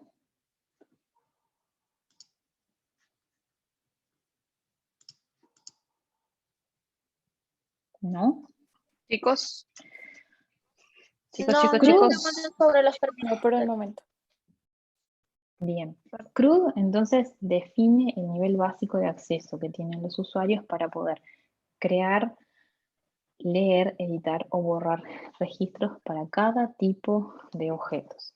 Ustedes pueden especificar, ¿no?, el CRUD a nivel de perfil, pero también pueden especificarlo a nivel de permission set. Ustedes pueden en un permission set configurar el acceso. Se pueden configurar muchas cosas. Una de las cosas que pueden configurar es el acceso a los objetos. Y acá hay algo interesante. Ven que cuando viene a permission set, yo no veo la lista como la veía recién en el perfil. Es porque acá estoy usando la interfaz de usuario avanzada, que me agrupa las cosas de una forma media rara. Este mismo tipo de interfaz se le puede aplicar a los perfiles. ¿Cuál usar? Depende un poco. A veces es más fácil usar esta interfaz avanzada y a veces es más fácil utilizar la interfaz esta, donde en el perfil veo una lista eterna de configuraciones que puedo modificar. Ven que acá no tengo nada agrupado y sin embargo si voy al permission set me los agrupa. Eso lo cambian en UI settings, me parece, si la memoria no me falla. Ven acá, si yo vengo acá, me dice Object Settings. Cuando accedo al Object Setting, me muestra una lista de todos los objetos que existen en mi org. Si yo hago clic en el objeto, acá me va a mostrar, por ejemplo, si tengo configuración de record types, o me va a mostrar la configuración que yo tengo de los fields, ¿no? Y bueno, para editar esto voy a tener que clonar esto. Bueno, ya vamos a clonarlo para crear el permission set. Este es un permission set que viene cuando creas el org, entonces no me lo dejaba editar. Pero ahí que lo cloné, me lo va a dejar editar. Entonces yo vengo acá, a la setting del objeto, ven que me aparece el botón edit. Lo puedo editar. Cosas que puedo editar, los permisos. Esto debe tener una licencia de usuario que no me deja, por ejemplo, crear cuentas, sino tendría que ver todas las opciones acá. Y también puedo cambiar field level security, pero eso lo vamos a ver ahora. Eso sobre los permission sets. A ver si tengo algo más para decirles de los permission sets. Bueno, la definición de profile, que es una colección de configuraciones y permisos que determina lo que los usuarios pueden ver a nivel de la interfaz de usuario y a su vez lo que pueden hacer, es decir, qué cosas pueden ver, aplicaciones, permisos de sistema, objetos personalizados, objetos estándar. ¿Qué pueden ver los usuarios? ¿Qué page layout? ¿Qué aplicación? ¿Qué tab? ¿Qué campo? ¿Qué record type? Esto para repasar la definición de perfil, la definición de permission set es muy parecida a la de profile. De vuelta, un permission set es una colección de configuraciones y permisos que dan acceso a los usuarios a distintas herramientas y funciones. Las configuraciones y permisos en permission set también se encuentran en perfiles, es decir, ustedes con permission set pueden configurar las mismas cosas que pueden configurar a nivel de perfiles. La única diferencia es que los permission set extienden, y esto es importantísimo, extienden la funcionalidad del usuario sin cambiar sus perfiles. ¿Por qué hago énfasis en la palabra extienden? Extienden porque ustedes nunca pueden hacer un permission set para restringir el acceso a un usuario. ¿A qué me refiero con esto? Si un usuario tiene, por ejemplo, acceso de lectura a el objeto cuenta y ustedes le asocian, por ejemplo acá, este sistema administrator, venga acá, sistema administrator puede hacer todo sobre el objeto account. Si ustedes tienen asociado este perfil a un usuario y después asocian un permission set que no tiene permiso de lectura sobre el objeto cuenta, eso no va a quitarle al usuario el acceso que tiene sobre el objeto cuenta. No. ¿Por qué? Porque el permission set extiende pero no revoca permisos. Esto es importante que lo entiendan. Bien. Bueno, ¿qué más? Repaso de qué quiere decir que un usuario tenga acceso de lectura. Que el usuario únicamente puede ver los registros. Que pueda crear, el usuario va a poder leer y a poder crear. ¿Qué es crear? Cuando estoy en el org, lo que hacíamos hoy. Vengo acá, no sé, a una opportunity, ver el botón new. Este botón, para poder ver el botón new, tengo que tener permiso de creación. Bien. ¿Qué más? Poder editar, es decir, que los usuarios pueden leer los registros y editar los registros. De vuelta, ¿qué es editar el registro? Que yo pueda ver el botón edit acá. Si yo no tengo permiso de edición, no voy a poder ver este botoncito. Es una opción acá. Después, poder borrar. Los usuarios pueden leer, editar y a su vez borrar los registros. De vuelta, si yo no tengo permiso para borrar, no voy a ver esta acción que dice acá, delete. View all, los usuarios pueden ver todos los registros asociados con este objeto sin importar la sharing setting. Sharing setting vamos a hablar mañana. Modify all, los usuarios pueden leer, editar, borrar, transferir y aprobar todos los registros asociados con este objeto sin importar la sharing setting, que lo vamos a ver mañana. Y por acá, porque nos quedan 2 minutos, me detengo. Cosas que no hayan entendido o preguntas que tengan. ¿Se pueden exportar los permisos de los usuarios? Sí, se puede hacer deploy, que es lo que se llama, de perfiles. A veces hacer deploy de perfiles no es una de las tareas más fáciles, pero si por exportar entendemos hacer deploy de permisos de una hora a otra, sí se puede hacer. Hay que hacer lo que se llama hacer un deploy de un full profile. Angélica, una pregunta. Sí. ¿Se puede dar, en lugar de hacer un permission set, dar un permiso exclusivo a un perfil en un campo que, por ejemplo, tenga la visibilidad, poder modificarle? No sé, estoy poniendo un ejemplo. A un ejecutivo de servicio al cliente le doy no un permission set, sino que solamente que en un campo solo él lo pueda ver y no lo vea a ventas. ¿Es necesario un poder, permission set o puede ser directamente en el campo?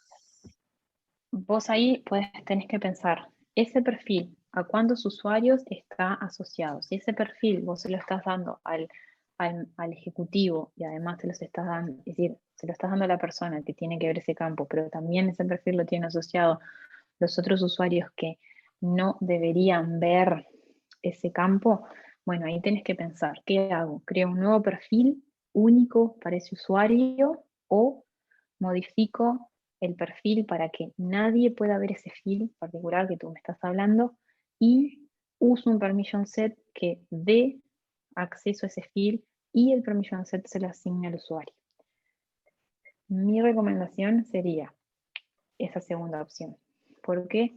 Porque si yo pienso crear perfiles que son muy específicos para atender requerimientos muy particulares como este que acabas de describir, puedo terminar teniendo muchos perfiles y a la larga tener muchos perfiles complican la gestión de tu org. Le vas a hacer la vida al administrador del org difícil. Porque cuando, no sé, por ejemplo, tengas que agregar un nuevo objeto y ese objeto se tenga que agregar a todos los perfiles, vas a tener que modificar quizás, no sé, 55, 75 profiles. En vez de tener que modificar 1, 2, 3, 5, y va a ser engorroso. Más si, por ejemplo, no tenés herramientas que te manejen el deploy de los cambios de un sandbox a producción, por ejemplo. Y los tengas que hacer manuales. Modificar los campos, hacer cambios, por ejemplo, no sé, cambios de visibilidad a mano, te vas a volver loco. Entonces, para esos cambios que son muy particulares, que atienden las necesidades de un usuario en particular o de un conjunto muy pequeño de usuarios, vale más la pena crear un permission set para hacerlo. Y dejar en tus perfiles las configuraciones que son básicas, no básicas, perdón, las configuraciones que son comunes a la mayoría de tus usuarios. Y las excepciones a esas reglas, manejarlas con permission sets. Y ojo cuando manejen las excepciones. Recuerden que los permission sets únicamente extienden la funcionalidad, pero no revocan, es decir, no quitan permisos que fueron concedidos a través de un profile. Es decir, en tu ejemplo, si tu perfil da acceso a un determinado field para que sea visible y vos querés que un único usuario no vea ese field, yo no puedo crear un permission set que le quite visibilidad sobre ese field a un usuario. Ahí lo que voy a tener que hacer es dos opciones. O modifico mi perfil para que nadie pueda ver ese field, ¿no? Y creo un permission set para que dé acceso a ese field y ese permission set se lo asigno a la mayoría de los usuarios menos a ese usuario en particular que no puede ver el field. O ahí, capaz que es un ejemplo donde pienso si me conviene más tener un profile específico para ese usuario. Bien, pero de vuelta, los permission set no revocan permisos concedidos a través de un profile, sino que agregan. Vale, gracias. Chicos, ¿alguna otra pregunta?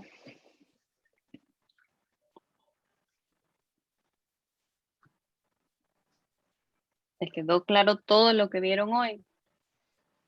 Esto es importante, gente, que les quede claro. ¿Se entiende el concepto de CRUD?